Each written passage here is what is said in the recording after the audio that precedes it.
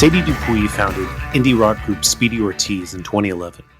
In the last decade, her band, as well as her other project, Sad13, have put out several awesome records.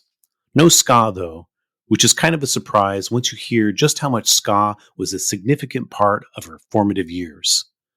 Hopefully, though, after doing this interview, she will soon be recording some ska songs, or at the very least, record a collaboration with Ska Tune Network. I didn't think that there would be a ska connection for Speedy Ortiz until I was listening to the Chris DeMakes podcast, and Sadie was a guest on there. Oh, yeah? Did she talk about ska? She talked about ska, and not only did she talk about ska, she was excited to be on a ska podcast. Oh, well. I don't know if Chris DeMakes a podcast is a ska podcast. It's a songwriting podcast. Now she's on a ska podcast. We're the ska podcast. We are the ska podcast. If you want to be on a ska podcast, give us a call, and we'll make all your ska dreams come true. Tell us the first CD you ever bought. This is a leading question because I may have already told you the answer to this. I'm just curious. Just a thought popped in my head. I just wonder what the answer might be. So I had CDs already because if it was Hanukkah, I was going to get a CD, So I had CDs that were not purchased through my own hard work. But the first one I remember buying with like money I earned from, I don't know, what is it when you're like sub a babysitter, mother's helper? I got the Mighty Mighty Boss Tones, Let's Face It. Wow. So I thought that came out earlier than it did. I looked this up today because I was like, yeah, I was like 7 years old. I was 9. That's fine. Earning money at 9 is still illegal. So, were you already a fan? How were you aware of them at that point? Yeah, so I think the way that I became aware of them is that they were on like every children's movie soundtrack for some period of time. I know for sure they had some radio hits, but I feel like they were in the Clueless soundtrack, and were they in the Snow Day soundtrack? There were just like a whole bunch of Mighty Mighty Boss Tones syncs all at once, and it was all maybe the Digimon movie. It was like all targeted towards me, a 9-year-old. So that is my best guess. I have a distinct visual memory of like being in the record store and being like, "Dad, look what I found on CD." But my best guess is through soundtracks. Do you remember what you felt about the record when you peeled it open and gave it your first listen? The timeline is like fuzzy because I'm a 9-year-old at this point, right? Yeah. I can't remember how much of the two-tone stuff my parents had already played me. And I know that they had been playing it for me. And it's either that they played me some of that, and then I kind of was like, here's my generation. I'm a 9-year-old. Or it's that I got into Mighty Mighty Boss Tones, and then they were like, check out the specials.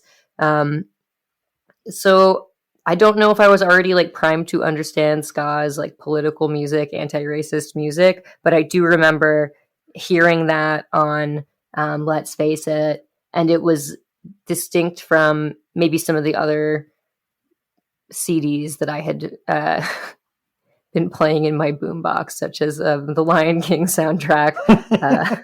So we got Lion King soundtrack, Mighty Mighty Boss Tones. What else do you have in your... Yeah, when did the Spice Girls record come out? Because that was probably in rotation. That was probably in your rotation also. Hanson. Where do I go from Mighty Mighty Boss Tones, or do we... You want more like... No, let's go back further. Okay. Yeah, where did you go from there? They Might Be Giants. Where did I go from there? I got really, really into No Doubt. And I think this is why I could never run for political office. I absolutely cannot give you the timeline of 1997. I remember liking the band Aqua, and my friend Sydney, who's this was my best friend in 2nd and 3rd and 4th grade. Her mom is Kathy Pello, who until pretty recently was the head of Sargent House Records. Sydney was like, Aqua's stupid. Check out Korn and No Doubt. So I was into No Doubt at that point as well. And I think they, much more so than the Boss Tones, who I loved, but No Doubt became like my favorite band for a pretty big chunk of my childhood. I sympathize with your dilemma here, trying to remember early music at 9. Yeah. I can remember my first CDs, but I was a little older. When I was young, it was just tapes, and I just have random memories of tapes that I owned, and I don't even remember if I bought them, or I don't even know how I came into possession of them. Yeah, I had some tapes and CDs that I hadn't bought for myself. The Boston, the Let's Face It memory is distinct because it was my, what, $18? How much did CDs cost then? They were getting pricey. They were, yeah. CDs, especially when CDs started, so expensive, and they came in those cardboard boxes that were twice the size of the CD. Completely. I don't think I hit the cardboard box era. Yeah, that would have been before your time. Yeah. I was still messing around with my Lion King cassette at that time. So No Doubt became like my favorite band through my friend Sydney, and I think she gave me that CD or tape. Now, No Doubt is your first concert also, right? So first, I feel like the distinction between like first concert that I begged to go to versus concerts that I was dragged to before that. Similar to like, I had this tape, but it wasn't something I bought with my babysitting money. So I begged to go to No Doubt, and we did go, but I had been to some other concerts with my parents before that. What did they drag you to? What did they drag me to? Like not uncool things. I remember going to see Sheryl Crow at Summer Stage. Just things that you could take a child to in New York City. So who's big enough to play Summer Stage between like 1988 and whatever year I went to go see No Doubt? So music was kind of a constant already for you as a kid. Yeah, both my parents were pretty avid music listeners, and they both I just revealed to all of the listeners that I'm born in 1988. In the 70s, my parents had both worked for different record labels. My mom had worked for a ska label in Manchester called Rocksteady, and then had come back to New York and been involved with Punk Magazine. And my dad had done A&R for Z Records, so he was kind of with the no wave bands. And they had both gotten out of that world by 1980 or so. But they still were pretty active music listeners and appreciators. So the radio was always on, and they were purchasing CDs and tapes and stuff that I could pilfer. Not the Mighty Mighty Boss Tones CD, though. That was all me. Interesting. I always find it interesting people that had cool parents, because I had not cool parents. Right. I learned about, let's see, my mom was really into John Denver. So I'm not knocking John Denver. One of the classic Johns. Yeah. Otherwise, pure Christian music. My dad had like 4 CDs. Like I think it was Pink Floyd. It's not bad stuff, but he just didn't have very much. I think it was like Alan Parsons Project, Crosby, Stills, Nash, and Pink Floyd. I think were the only things. And then as he aged, I think even by his 40s, like not even that old, just smooth jazz from then until the present. That's it. So everybody likes what they like. Isn't that what this podcast is all about? Yeah, no, I'm just saying. It's the opposite. It's interesting when you have parents that have like cool music. So was that a thing that you felt was different than your friends? Did they have parents with cool musical taste? Or I'm just telling you, my best friend's mom ran the record label Sargent House. So I guess there were some other kids with cool parents in my vicinity. I think something that was so my parents both, before they had met each other, had become like insurance agents in separate forgive me, Mom, if you listen to this, like fairly boring corners of that industry. So I feel like, but they continued to have friends who played music. So I think it was, and for my mom, my dad's passed away, but for my mom, continues to be important to be keeping up with new things. And they just despite it no longer being a part of their work lives, once they hit their 30s, they both really loved music and wanted to be seeing new things and learning about new things. So that certainly taught me how to appreciate music and local music scenes. But for you, perhaps rebelling against the roster of like Christian cassettes might be, I'm going to get into ska. For me, it was like, I love Z100 and Britney Spears. And so my like musical rebellion was like, I love mainstream pop. And my parents were cool, so they supported that too. This, what do you know about the label your mom worked at, Rocksteady? I don't think they did a ton of releases. I actually texted her today. I was like, do you have any fun stories from that time? She's like, I can't remember. I know that they did some reggae and ska records, and she also went on tour as like a TM with a couple bands throughout the UK. Like I know she toured with the Slits, wow. Prince Hammer. So I don't know a ton, and I don't think she lived there for very long, but she did work for that label. Yeah, I just did a quick search on Discogs, and it looks like they had about 10 releases on the label between 79 and 86. Oh, wow. Yeah, I think it's probably the 79 portion is my mom's time. Yeah, I don't know. I'm looking at it too. I don't know any of these artists. This is fascinating. I'll try I'll text you some follow-ups if I can dig a little more info up. Was there any music that you brought into the house as a kid that your parents were super not down with? No, I feel like they were really supportive of whatever I was into. Damn, that's nice. Yeah.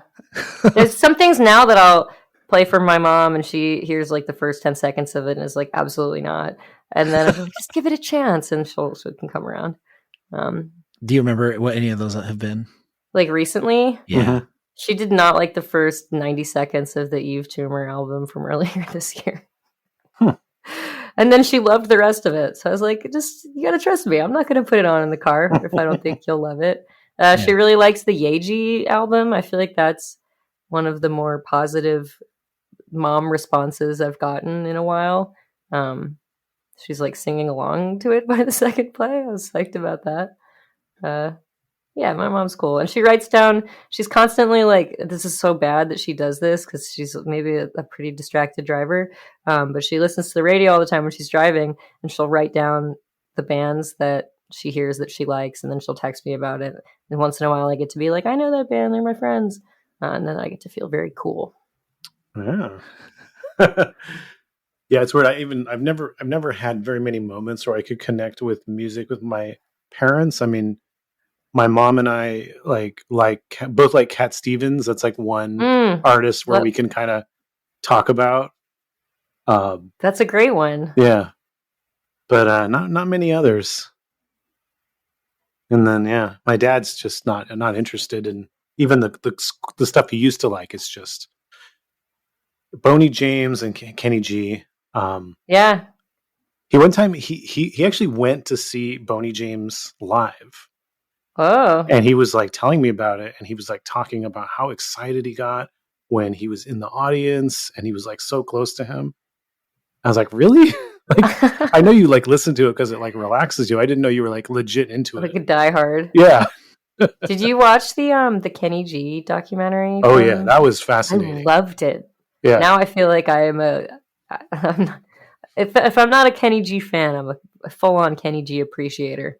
I love those kind of documentaries where it's not, I don't really care about the music, but it's like like you learn about an artist and it's interesting stories. Like I felt that way about that movie.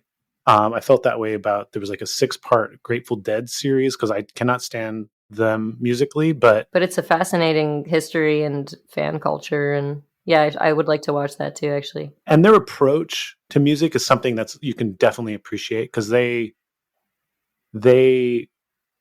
take what they do seriously, and they are very serious about keeping control of it and honoring honoring the integrity of their vision and the creativity. And so you watch some of the decisions they've made at certain points of their career when they probably had opportunity to go into a bigger, more wide direction, but they kept it insular. And in their case, it really worked out because so that they could keep control over it. And it could all be what they wanted it to be. And I ended up walking away being like, I appreciate them, and I think they seem like cool people, but I don't want to listen to them at all. I've been reading a lot of the University of Texas Press Why Music Matters series books. Mm-hmm. And I find that if it's an artist that I don't know much about or even actively don't care for, I'm more interested in the story because my nitpicky fandom isn't getting in the way of the storytelling. So I feel like I would grab it. I'm reading one of their books right now about a band I do love, which is the Steely Dan Quantum Criminals book. But I feel like when I get a book that's a music biography or see a music documentary, if it's something I don't care about at all, I can get a lot more on board more quickly. Has there been a book that you read about an artist that you're indifferent to or whatever that comes to mind?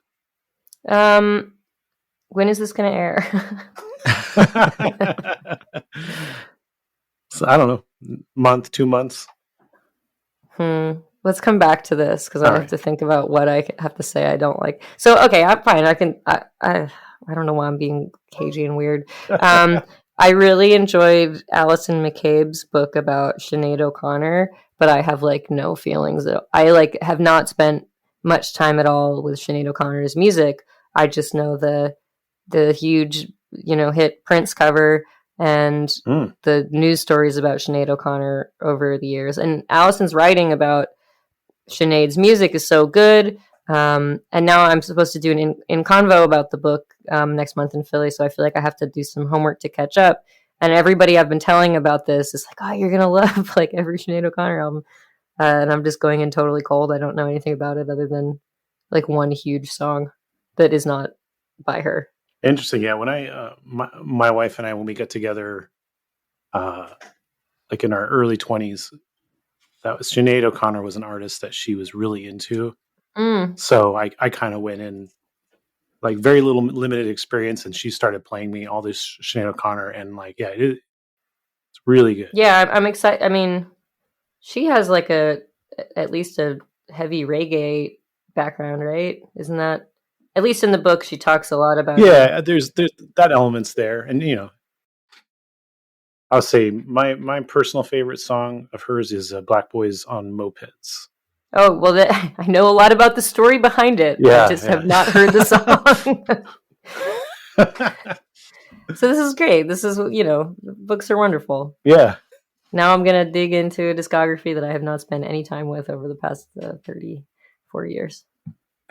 All right. Your AOL IM screen name used to be... I had two that are relevant to your interests. Oh, two. Okay. Let's hear them. When it was an AOL account, it was SkaStar88. And as we have established time and again on this podcast, I am born in the year 1988. And then when my mom said, we're not paying for this AOL anymore, I got AIM. And I couldn't move my screen name over. So I was like, I'm going to have a great ska pun. So I tried a whole bunch of things. Every ska, this is the year 2002 by this point. Every ska pun you could think of for AIM is taken. Has been done. So I picked Skaloha. That was taken, obviously. So 78, which is, you already know I'm born in 88, but my birthday is July 8th. So really creative numbering system in these ska pun screen name. The first one's not a pun, I suppose. But yeah, those are my first two, and I guess only screen names. How much time did you spend on AIM? Constant. And I was on it until the day the service ended. Oh yeah, I logged in the day that it ended just to. I did not ever log out. I kept it. The weird thing was I had a maxed out friend list, and I scrolled through my friend list. Nobody was online anymore, but I knew who every single weird screen name was. Of course, yeah. I still remember. I know friends' birthdays still, who I was friends with as a 12-year-old because of their screen names. Oh, SPF 12388 is logged on. Oh shit, it's January 23rd. Happy birthday, Sam. What was your screen name, Adam? X Adam DX. All right. 'Cause I'm straight edge, and that's my name. Oh, that's so good. It's nice to have a simple one. As I got older, I was like, I wish I had a clean screen name, but I'm a minor hoarder in my personal life, and that extends to my digital archives. So I still have as you have seen, I have an email address I made as a teenager. Did you ever try to use, or did you ever use AIM to reach out to bands that you liked? No, I did that on message boards and then MySpace and chat rooms for sure, but not I didn't like IM. Maybe I'm lying to you. I think I did IM. There was one band that I was really into that was called I Voted For Kodos, and I feel like I was on a message board for them, and I feel like I did maybe IM with Rick from I Voted For Kodos one time, but I couldn't have gone on much longer than I love the song Pastoroni or something. Yeah, I mean, I used to just, in people's layouts for their record, they would put maybe an AOL email address or something, and so I would just add that. And so I remember the drummer for Jimmy Eat World logged on once. Oh, you're too smart. I never even thought to. I need to go back in time now. Yeah, the conversation was just like, "Hey, you're in Jimmy Eat World," and he was like, "Yep, I'm the drummer." And then the door closed. That was it. Oh, I love that. Yeah. I did email. I was obsessed with Weezer, and I was on a bunch of Weezer message boards, and I did send a fan email to Patrick Wilson when I was 10 or 11. And I was like, I like the special goodness. And he was like, thanks. Rock on, Pat. And I think I printed it out. And the year is maybe it's 2001 by this point. So printing takes 1 hour to print an email from AOL. Because I probably printed it full color so you could see the blue bold underlined email address. Yes. You can't just have it just be in draft mode at that point. You have to have everything. Sure can't. Is draft mode even a thing in AOL at that time? Yeah, so Patrick Wilson, if you're listening to this, check your archives for an email from skastar88@aol.com. It was me. Yeah, Patrick Wilson is actually an avid listener to this podcast. Is that true? I'm just making it up, but it could be true though. I wouldn't be surprised, would you? I mean, stranger things have happened. Sure. Well, why wouldn't you? I feel like when I was making my slow transition from Ska-Star 88 to Indie Rock Guy 88, I misunderstood a lot of indie rock, or not. I think Weezer's not an indie rock band, just major label rock bands, as ska bands. I remember hearing Say It Ain't So and being like, oh, cool, this is a ska song. I mean, almost. It totally could have been. Yeah. Also, why wasn't that the lead-off single from that record? What is? Oh, Buddy Holly? The Sweater Song. Oh, yeah. Oh, it was a sweater, yeah. Such a weird, just a weird song. But isn't that that song's TikTok huge now? They really had the vision. I mean, they're probably smarter than I am. I don't know. I just remember hearing that and being like, no, I'm not into this. And then hearing Say It Ain't So years later and being like, wait, this is sick. Yeah, Say It Ain't So was my personal hit. I had a delay with Weezer. I didn't like it at first. And then years later, I liked Pinkerton And then I listened to the first record and I liked it. And then that was it. Nothing after that? Could not like anything else by them besides those 2 records. But I went pretty deep on those 2 records, like hard. Did you get into all the like B-sides of songs from the Black Hole? All the B-sides from the first 2 records era, and they were all good. Yeah. I was very excited to do a Weezer podcast a few years ago, and they're like, "What album do you want to talk about?" And I was like, "The unreleased album, Songs from the Black Hole," and that was what we talked about.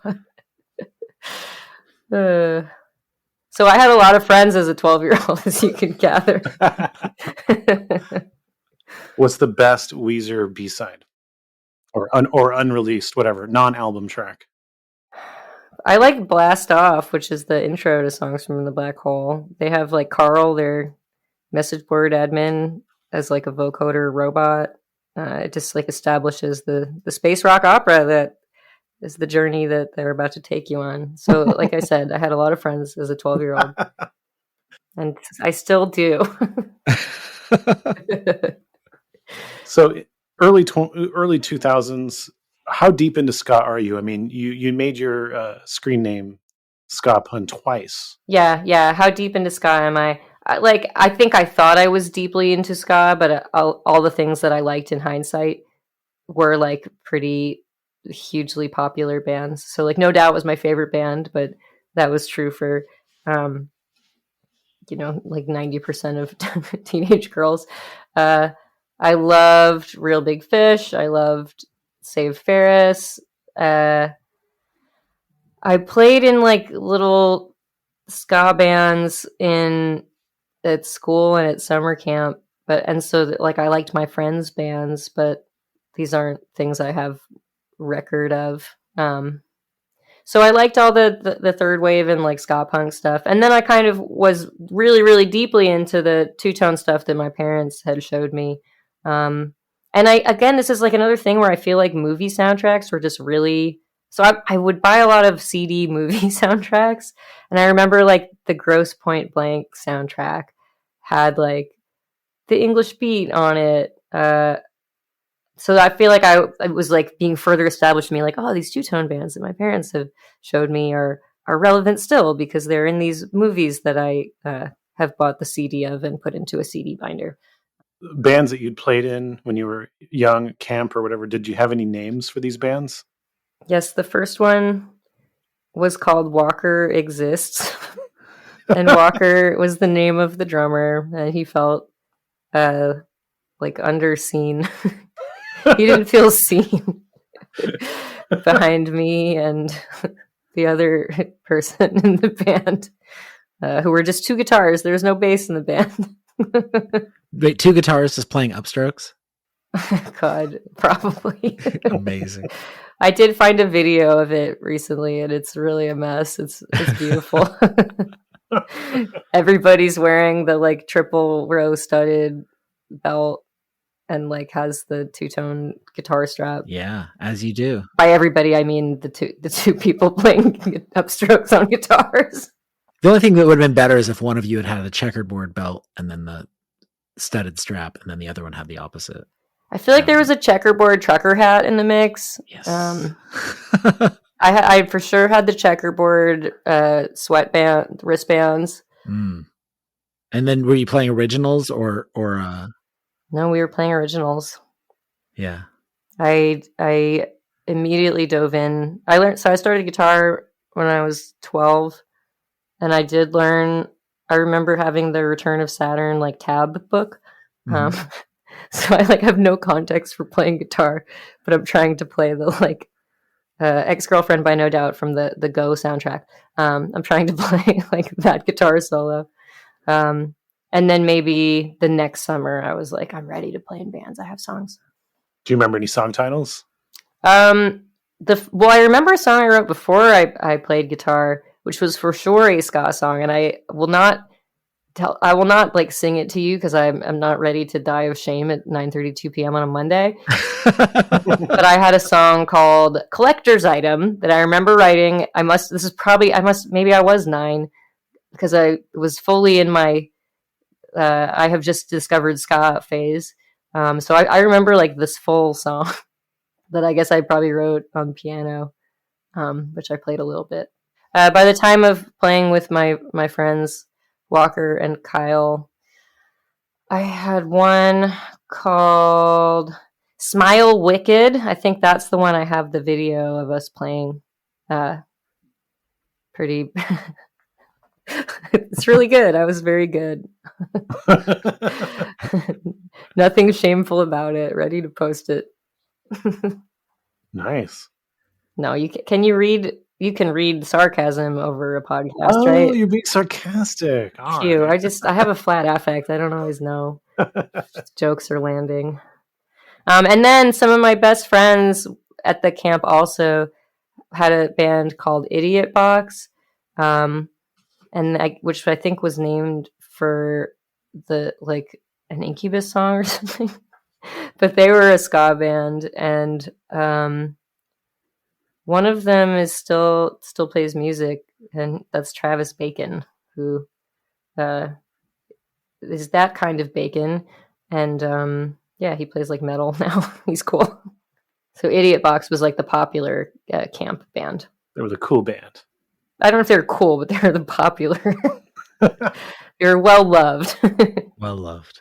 So back to the No Doubt concert, your first concert that you begged to go to. Yes. Do you remember anything about the concert? Yes, we got to. My mom knew someone who worked at the Roseland Ballroom, so we got to be on the balcony area, which was like a VIP area, so great sight lines. I feel like all venues with balconies kind of have a similar layout. So if let's say you're farthest towards the balcony, stage right, you guys tell me, like, who do you have eyes on? What can you see really well? I mean, you get you kind of get like a kind of a wide shot of the stage, maybe in a weird angle. Yeah, you maybe have like a better side view of the drummer than you would if you were out in the audience, especially because you're above. What do you know about what did the drummer from No Doubt like to do? Do you guys know? Oh, is he naked? He got naked. He was drumming in a thong, I think, the whole time, but he did get naked at some point, and I was like, I've never seen that part of the body before. Here I am at my first rock show with my fucking mom. Were you super embarrassed, or? I think my mom was like a little embarrassed, but it worked out okay. Yeah. I should say also, like, my mom is she paints portraits. So there were like nude paintings that she had done. So it wasn't like I'd never just in person, I had never seen someone like strip. I was like, yeah, well, and it's different in the context of a show. Yeah. And I feel like there was just like way too much male nudity in that time period of bands playing. It was a thing. It's less of a thing now. Thank God. So that's one very distinct memory of the show. And I think we brought so I had two friends who were identical twins, and they came to the show. So I have a feeling my mom maybe had to like call their mom and be like, so we had a great time at the show, but there was some full frontal. But Adrian Young was seen full flagrante. So you did a segment on NPR where you talked about the influence that Pauline Black had on you in terms of what, that music can be a vehicle for change. I think it was how you put it. Do you want to speak on that a little bit? Yep. So the question that the producers of that segment had come to me with was like, what was some formative music for you that taught you that music could enact wider change? And there were only so many things I could immediately think to, because a lot of the stuff that I liked, especially as I got a little older than the time period we're describing, a lot of the music I liked had misogyny cooked into it. A lot of the stuff I was liking from the radio had like really bizarrely regressive sexual politics and gender politics. I feel like the consistent like source of good, instructional good, was the two-tone stuff that predated everything I was listening to by like 20, 30 years. So I chose the selector to talk about for that segment, in part because of just knowing Pauline Black's story and how she had been pretty entrenched in like socialist politics prior to joining a band. She wanted to be like a folk musician, and use her lyrics as a vehicle for change. And then she joined this scene that was explicitly at its outset anti-racist, anti-sexist, that talked about class, that talked about the riots and the impossible situation of young people looking for work and looking for stability and being absolutely abandoned by their governments.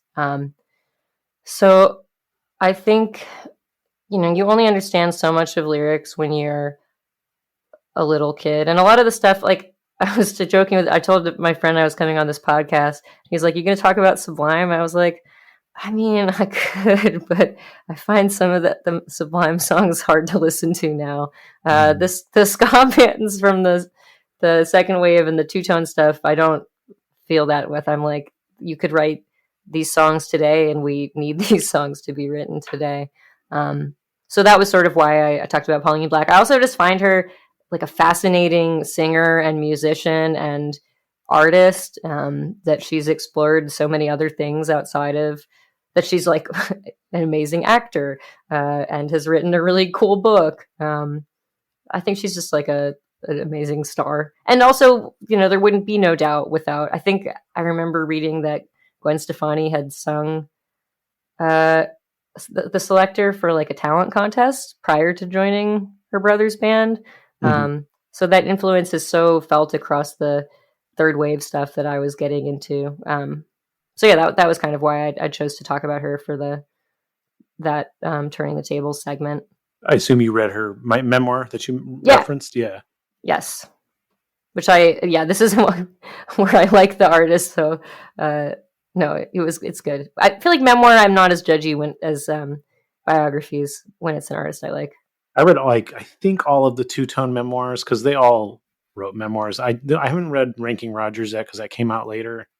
Oh yeah, I have not read that one either. So setting aside his, since I haven't read it, I like Pauline's the best, because, well, not just, I mean, in part because of my feelings towards her and the music that she made and everything, but I also felt like she was just very, very personal, very honest, and what she had to say wasn't always like complimentary to the people around her. She was just pretty blunt about her feelings about some of her colleagues, I guess you could say. Sure. And I found that interesting, and just her story too. Like a lot of the book, if I remember, was about her family, being adopted, getting to meet her real mom, that whole thing. Yeah. Yeah. It's funny. I'm trying to remember. I'd read a couple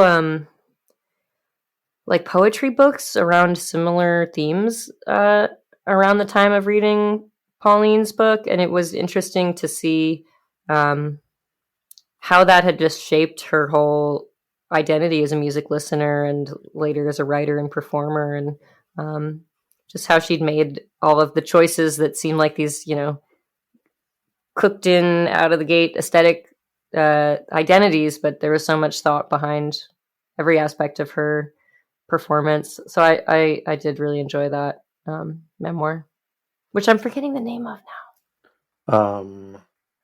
The book is called Black by Design. Yes. Because she had chosen her name because her mom wouldn't allow her to call herself Black. Her adoptive mom, which is because she had a white family. Parents. Yeah. And that was a weird source of tension because they did love her and give her like support and all this, but her sense of identity, racial identity, was always a weird point of contention for her. Yeah, and it was like through entering this through joining bands and through joining student groups. I think prior to that, she'd really had a recontextualization of self, which is, it's a good book. Recommended. Yes. Your parents gave you like a two-tone comp. Is that what you remember about the introduction to this music? Yep. I had that double disc two-tone comp, which I still have, and a couple other CDs. Is that this arc two-tone, that one? It's called like a checkered past, I think. Oh, okay. A checkered past. It's like a 2-disc CD compilation with like Body Snatchers and Any other songs that you really liked a lot? I remember being pretty freaked out by The Boiler and like stunned by that song. And that's still a song I think about a lot. What else? I mean, who did I see recently? I saw Superchunk play earlier this year, and they walked on to Ghost Town, and I was like, this is the best song any band has ever chosen to walk onto. So I remember being pretty obsessed with that song, which I heard first from this compilation. Yeah, I think I've seen you tweet about that song before being... It's just like the best song of all time. I think the thing that you said I thought was interesting is that it's a rare example of like a hit song being a good, legit, like critically revered song. That is true. If I tweeted that, I was not lying. I think you know what I think it was is that I hear that song and I think like, oh, this is like every song that I like, which is like track 7, not a single, definitely did not chart. Maybe it's like not even a fan favorite. It just is so weird and it's about something important and it's creepy.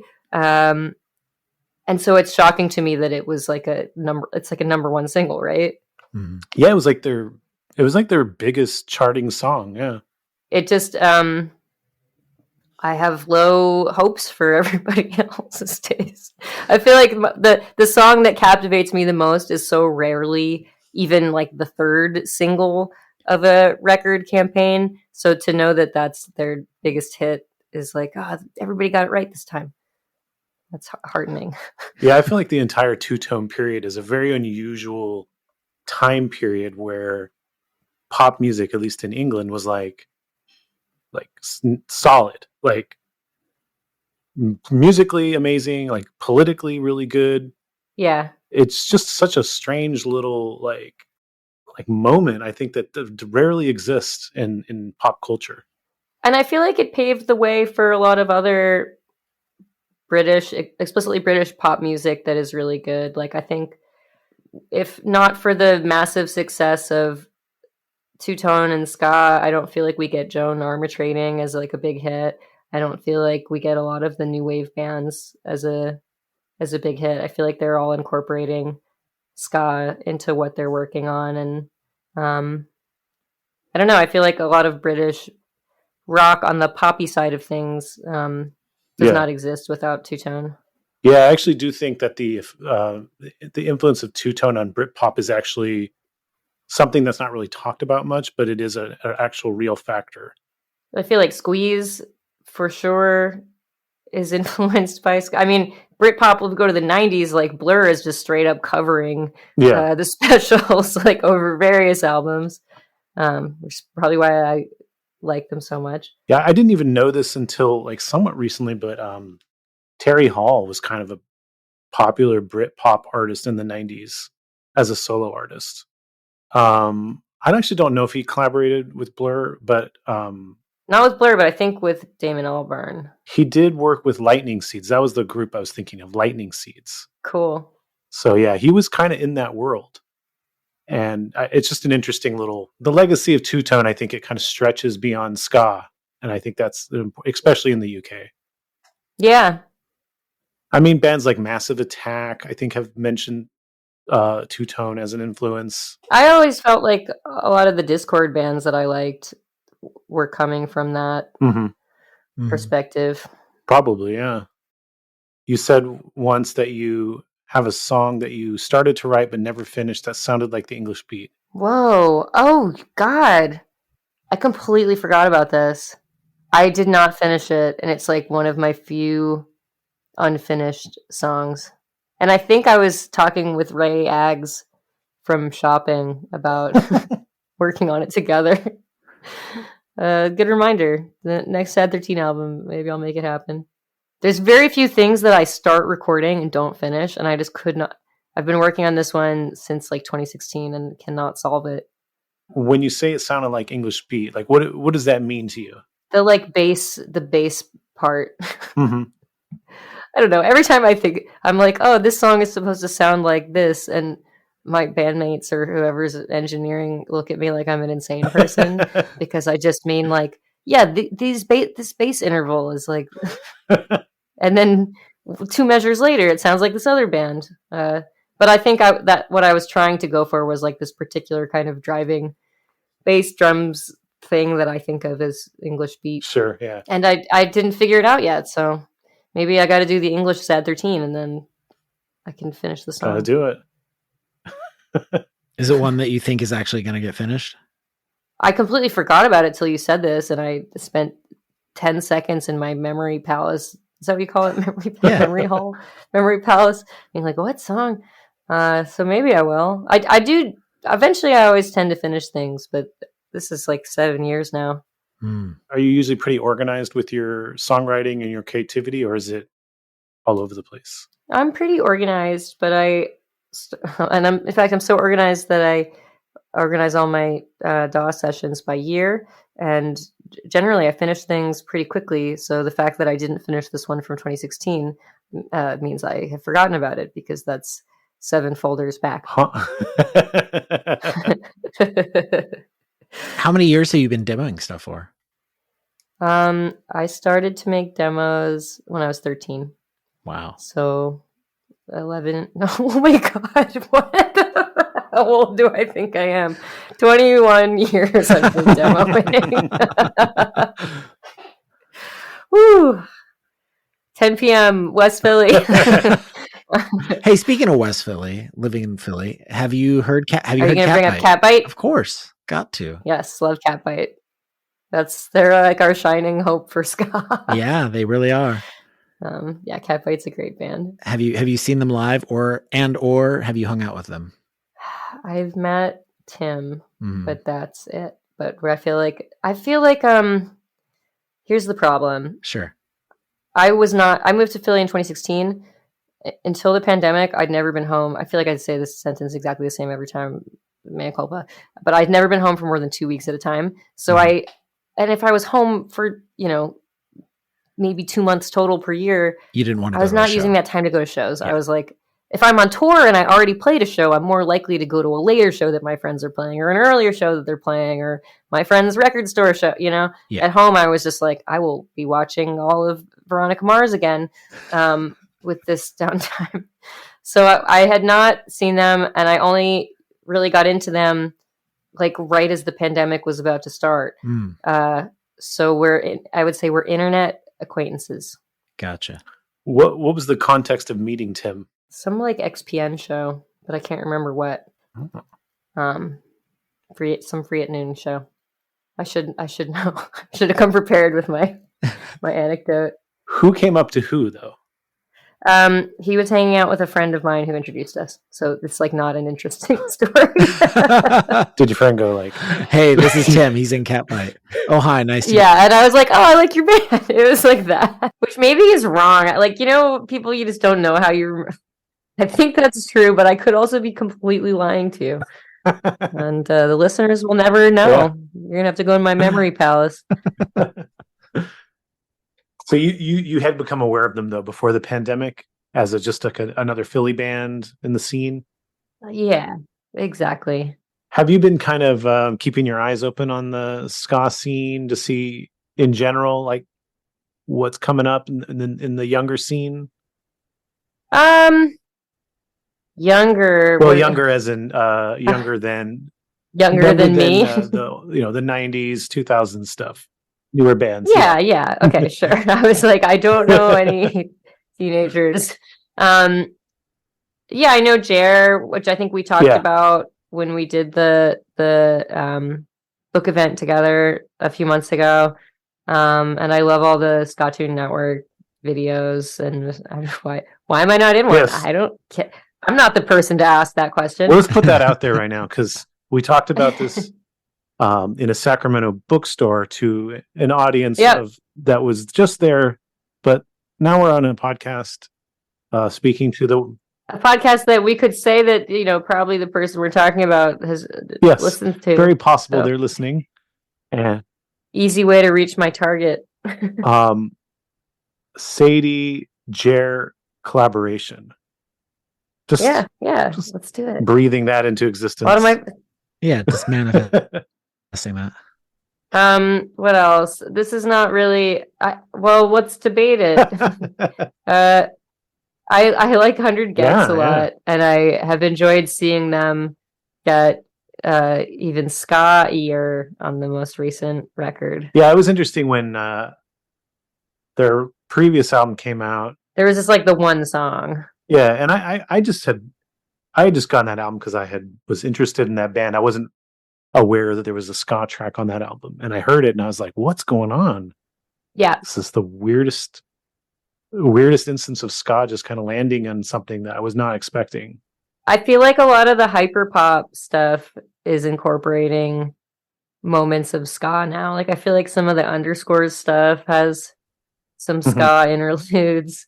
So yeah, I like that hyperpop is being its hyper self and including this genre. I don't know if it's true of all hyperpop, but 100 gecs seem to be really interested in like pulling from the past, especially stuff that's like maybe not like critically like revered stuff from the past. Like the new record is just like full of all this like 90s alternative stuff that's just remixed and just made to be weird and new. Yes, I feel like the biggest song on it just sounds like a Red Hot Chili Peppers song or something.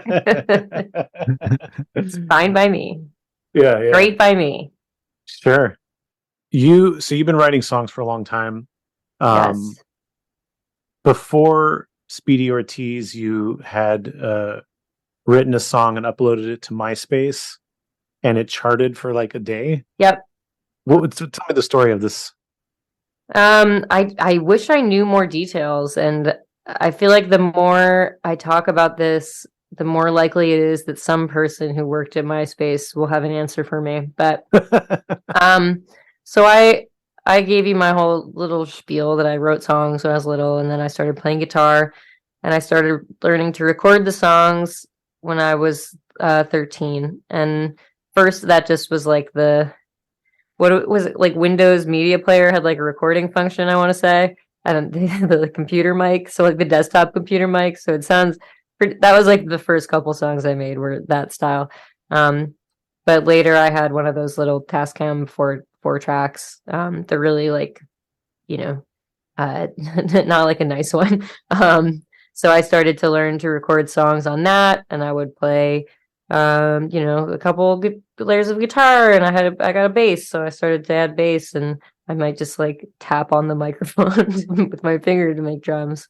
And when I was a little bit older, after I'd been doing this for a few years, I got the like Power Book. So I got GarageBand and I started to work in there instead. And then I you know, still work in Logic. So I'm basically still using the same recording program as I was in 2004. But the camp that I went to where I played in bands for the first time had a recording studio. It was like a Montessori style arts camp. So they had all these different disciplines, and you could be doing glass blowing, or you could be doing metalsmithing, or you could be in plays, or you could be in the like rock band thing. So I was in the bands and recorded at the camp, and I made like an EP or something. I don't remember what it was called, but I really remember the bad album art that my friend made in like MS Paint, using a black and white photo on like a 2003 digital camera. So anyway, I had put my songs on MySpace once I had MySpace, and for one day, one song was the number 2 song on MySpace, and I will never know why. The first song was like either James Blunt or Dashboard Confessional. I want to say James Blunt 1, me number 2, Dashboard Confessional number 3, and then James Blunt number 4. And the chart only listed 4 things, so that was it. Yeah, and it was for one day. Went away. Never knew why that happened. I think this was around the time when, like, you could pick a song. They had introduced the you can pick a song to play on your page when people visit it. So I'm like, did Tila Tequila find my song? What notable person made my song their song for one day that this happened? But I don't know. I mean, MySpace was such a weird musical ecosystem to begin with. Yes. Like the fact that bands were like the band of the week or whatever, band of the month on the front page of MySpace. And they were like weird bands too. That didn't happen for me. It was just that it charted, and I don't know. No, yeah, but I'm just saying overall, like it was such a weird place for music. But yeah, that's also insane. It was cool. That is where I did wind up messaging with bands, and bands would reply. I remember like the band now has split into 2 things, and I Google something really quick. I feel stupid that I don't remember this. There's a band called Simon Dawes, and I really liked Phantom Planet. This is another band I was like very into in 2005. And they had a blog, and they would post weird little videos on their blog. And they had one that was called like kitten.mp4 or whatever. And it was just like a little kitten crawling around a recording studio, and there's a nice song in the background. And I'm messaging Phantom Planet, like, who does the song? And it's by Simon Dawes. So I'm then messaging Simon Dawes on MySpace, like, can I download the song? Can you send me a file of the song? And they did. And Simon Dawes is famous for Blake Mills being, Blake Mills, and then the rest of the band split up, and the rest of the band became Dawes. But yeah, they sent me their song on MySpace in like 2005. That was very nice of them. Did charting on MySpace for a day have any kind of noticeable impact on you as a musician? Did you get follows? Yeah, I got a really good screenshot that I can continue to show around in 2023. I don't think it did. Should have printed that out to go with the email. But I feel like the followers thing on MySpace didn't matter the same way that people talk about it on social media today. I have no memory of what my it's your friend count. It was kind of just, I don't think it was as status linked as it is now. MySpace was interesting too, because that's the only time in all of social media where I had like random conversations with just random people. Yeah. It was just like, hey, how you doing? I'm Rick. You want to have a virtual cup of coffee? And it wasn't like we had some shared interest. It was just like, and I'd be like, okay. And then we would talk, and it'd be a pleasant conversation. And then it would be like, okay, that's cool. Like no agenda. It seemed like there was no agenda. Yeah. I don't know. I guess maybe I'm just enough younger that I was like a 16-year-old during the MySpace heyday. So I was a little cautious about who I was I feel like I had that more on like message board chat rooms, but they were around shared interest in bands or genres, so that felt less weird, even though maybe some of it was weird. I do kind of remember reluctantly getting into MySpace because I think I felt a little like, I don't know, what's the point of this? Yeah, I did book tours off MySpace. It was definitely good for like meeting. I think you'd asked earlier if I ever IM'd bands I was a fan of, which I'm going to go back in time and I'm going to do it. But I definitely met a lot of bands off MySpace and booked my old band's first few tours just from MySpace. Yeah. Yeah, I mean, there was a period of time where bands didn't need to have a website. Everything was on MySpace. Yeah, Speedy Ortiz didn't even have a website till a few years ago. We had a live journal. Livejournal.com/what? I think it's Speedy Ortiz. I think it's speedyortiz.livejournal.com. Isn't that how they format it? I can't remember. LiveJournal's on my mind because I did get an email today saying it's my 19th anniversary on LiveJournal. Oh, happy anniversary. Thank you. I've heard about this because I wasn't an active musician in this time period, but MySpace tours. So would you just message bands in towns that you wanted to go to? Basically, yeah.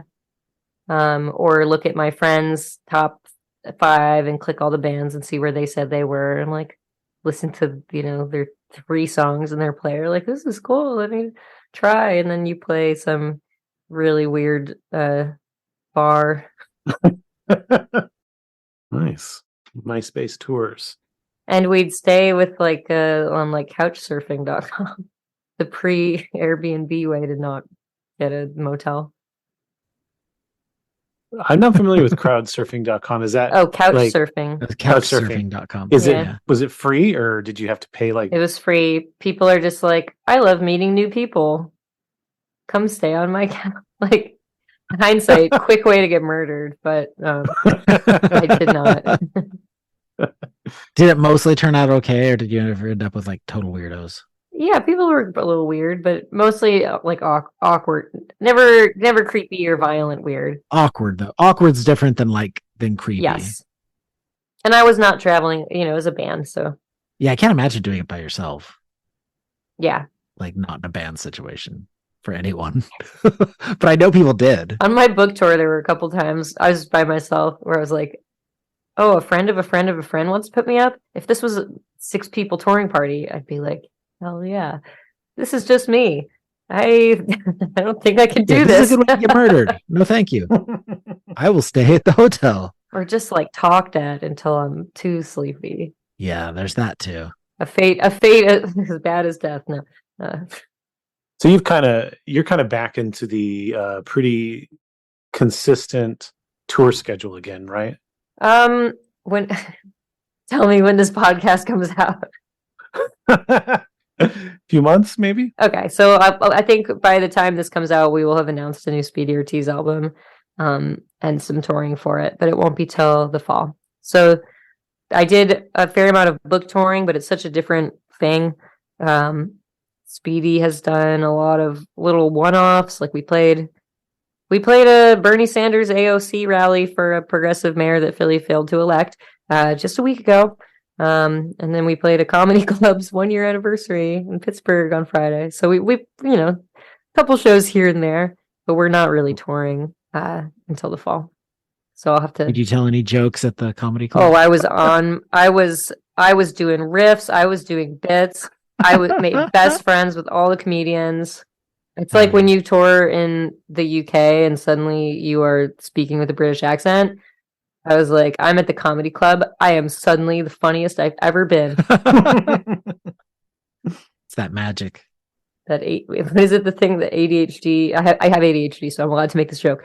I think people match pitch. So, if you are a person with ADHD and you're hanging out with someone with a different accent or who speaks in a different range of their voice as you do, you tend to mirror them. Yeah. So that was me, but for jokes. You foster dogs, or you've fostered dogs for a long time? Yes, I've had a few foster dogs, and I've also foster failed twice. So I have two adopted dogs, and I've had a few other fosters that went on to other homes. A foster fail means that someone else adopted them? No, a foster fail means that you adopted the dog. Oh, you failed to foster them out, so you kept them? If you succeed in fostering, you just hold on to them until a different... foster fail means you kept the dog. Ah, okay. It's tongue-in-cheek. Right, yeah. I was reading somewhere that you were, I think your mom was trained dogs, and you've been interested in training dogs for a long time? So my mom's boyfriend for my whole childhood was and is a dog trainer. So when I was growing up, there were 10 labs in his house, and then he also would train dogs that he was like boarding. So there could be like 15 to 20 dogs in the house at any given time. So I grew up around a lot of dogs and was always watching him train them and like tagging along where I could. And he still is a dog trainer, and he's in Georgia these days. He moved from Long Island And so he's got a very active Instagram, and I like to watch his dog training videos. Do you have an opinion about training style? Mm. I've read a little bit about it. I have a dog, and so this is of interest to me. I don't know enough to know the lingo other than the positive reinforcement and like redirection stuff. And yeah, that's kind of the style that I am familiar with and use with my dogs. Positive reinforcement and redirection. Yeah, that's where I'm at too. Yeah. Generally speaking, yeah. The younger dog is Lavender, and I feel like I've had to learn some different things because my older dog is he's a pit bull boxer mix. They're very trainable. He's always been really well behaved. Lavender, when we were just fostering her, we just thought she was a pit bull. She's kind of small. She's like 40 pounds, but she's also got she was found with pretty bad facial trauma, so she's missing a lot of her lip and nose. So she's smiling all the time. She's like very cute. She's a beautiful dog. She got a lot of fans going out for walks. If she was on MySpace, she'd have a lot of mutuals. But she has a couple weird behaviors, and so we did a dog DNA test, and it came up pit bull border collie. So I don't know how much you know about border collie behavior, but they do some bad. They're too smart. They're bad. I'm glad she doesn't know what bad gal means, because I call her bad gal all the time. So she's trying to herd everybody. So if we have people over, like we had a Hanukkah party, and it was 12 people sitting around the kitchen table. She was just running around the whole thing, like nipping at people's pant legs because she wants everyone to be on the couch with her. And yeah, border collies are very vocal. When they see another dog, they do stuff that is a sign of aggression in other dogs, but is not in border collies. So she like stalks them. So it's been a learning curve to be like, what are her weird herding dog behaviors, and how do we keep these to a minimum so as not to freak out other dogs in the neighborhood? Yeah, my last dog, not my current dog, my last dog had 3 legs. Oh, she was very popular too. People love to root for a dog with some special needs. Yeah, well, she was very cute too, and then the 3 legs, and then I think because she's so earnest and she's just determined to walk, and people see that they're like, oh my god. I saw a really good video of a cat with 3 legs yesterday, and she's trying to swipe at another cat, but with the phantom arm, and she's going so hard, and the owner is like, what are you doing? You don't have an arm there. Like, use the other one. This is very sweet. Your song, Haunted Painting. Would you say this is the most ska song that you've ever released under Sad13 or Speedy Ortiz? There's not a song with that title. Oh my goodness. What song am I thinking of then? Oh, is it called Oops? Oops? Okay, it's probably Oops. I don't know. Is it? Is that the song that you would say is the most ska of all your songs? Well, yeah, maybe, but my perception is always a little cooked, so I don't know. How's it go? What happens in it? Oh, Haunting Painting is the album it's on, so that's probably what I meant. Yeah, it's got a little bit of the flick up. But you know what I was trying for was who I mentioned earlier was Joan Armatrading. So I think if I was coming at ska with that, it was through more like British new wave. So still just on the tail of the yeah. So yes, the most ska song of Sad13 or Speedy, I guess. For now. For now, yes. This is where we're going.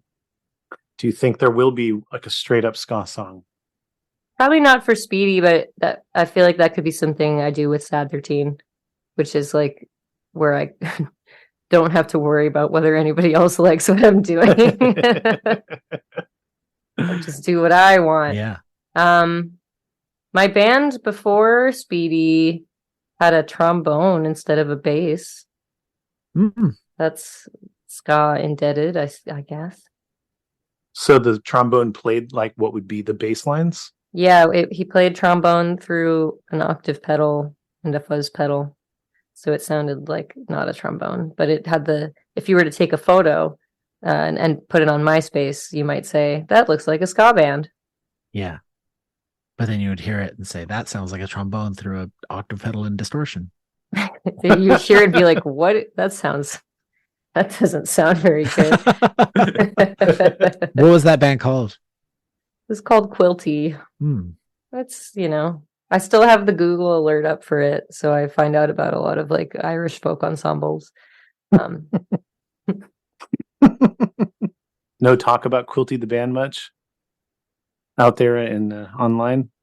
No, I don't. It's only the Irish folk bands. Yeah, what would a Speedy Ortiz ska song? One thing. So okay, our bassist Audrey has gotten really into nightcore, and she keeps sending me nightcore. Do you know what nightcore is? Where the song is like sped up a certain amount. Yeah. So she keeps sending me nightcore versions of our songs, and once in a while I'm like, yeah, that's a little closer to a ska song than we've gotten. So maybe I just need to speed up this new record, and we'll be there. All right. Then we found the path to ska through nightcore. Which is not to say, I sure do love me a lot of slow ska. But yeah, if you slow us down, we're getting further from ska.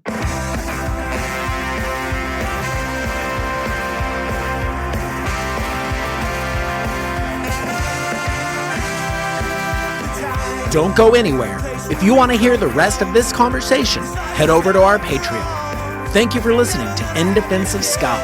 Please rate and review this podcast and tell a friend. Follow us on Twitter, Instagram, and TikTok at In Defense of Ska. Pick up Aaron's book, In Defense of Ska, at your local bookstore or online. This podcast is edited by Chris Reeves of Ska Punk International.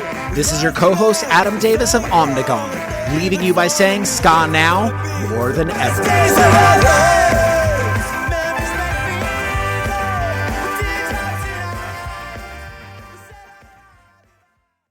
Episode's over. Hey, but if you want to hear more, we got more behind the curtain. Head over to the Patreon. There's more of this episode with Sadie. So much more. She tells this very interesting story about that involves Dan Ozzie and Sarah from Illuminati Hotties. Gonna have to sign up to hear it. That's all you're gonna get for now, unless you sign up for the Patreon. Aaron, $5. Who do we have next week? Oh, next week? Yep. Huge guest. Who? Scott Klopfenstein from Real Big Fish. Yeah. So also Scott is dealing with Lyme disease right now and has a GoFundMe. Please. So if you're hearing this, please head over and support the GoFundMe. Help somebody out in need.